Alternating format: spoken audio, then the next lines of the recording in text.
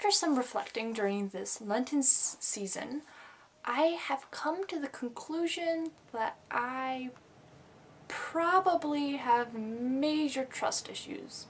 Issues with trusting God and other people. I'm a major worrywart, so I'm really freaking out now about what my future is going to be like, if I'm in the right major, will I find a job afterwards, will I make it? I think I have this need just to be completely in control of my situation, and if I'm not, I start freaking out and can't think rationally and panic and have minor panic attacks. These last couple of days have shown me that I'm actually capable of trusting other people and that I need to. So Thursday, in the Midwest, it was like really, really cold.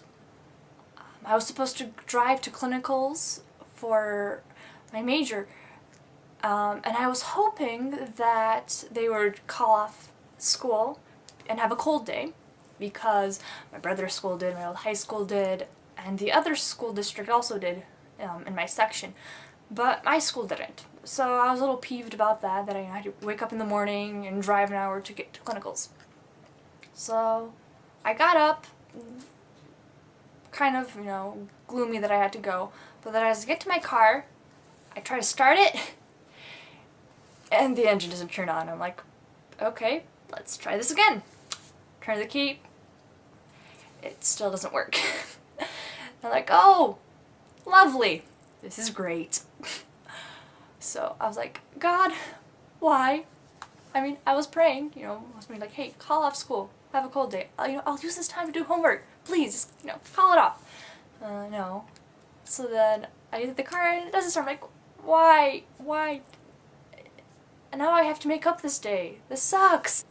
In that moment, when for half an hour I was trying to start my car, I was a mess. Looking back now, I'm laughing, but when that was happening, I was not laughing at all. I was just crying because something unexpected happened and I didn't know what to do. I've never had my car engine stall, and I've never had problem with starting my car ever. So this was a new experience for me, and I didn't know how to handle it. Car battery's dead. Like, awesome. I mean, it had to be because I did have half a tank of gas, so I knew it wasn't just the gas in my tank freezing.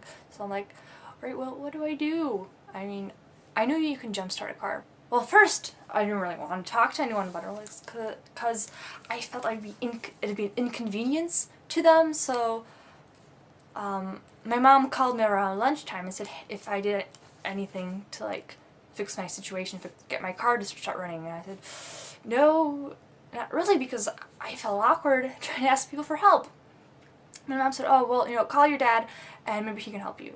So, I mean, I asked a few people, hey, if they could help me out with cables and jumpstart my car, but no one really had anything. And so then when my dad called, you know what, I can come by after work and help you with your car. I'm like, oh, well, I don't really want my dad to go out of his way to come and, start my car, because I'm technically an adult and to try to learn how to solve my own problems.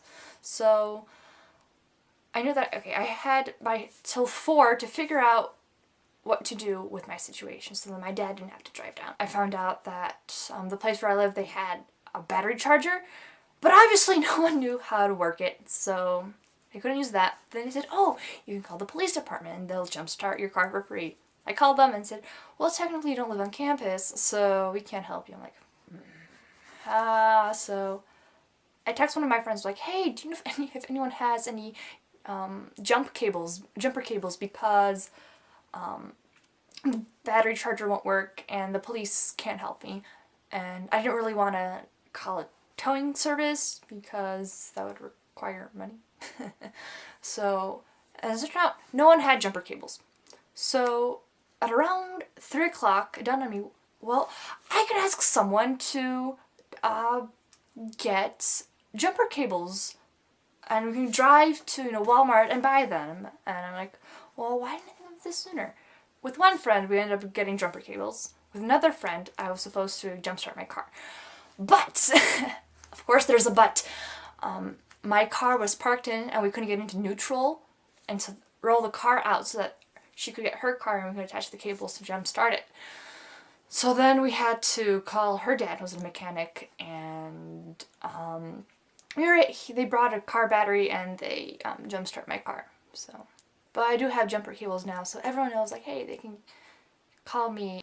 Through those painful 2 days, I learned that I need to trust other people and trust God in order to live life and not being so stressed all the time.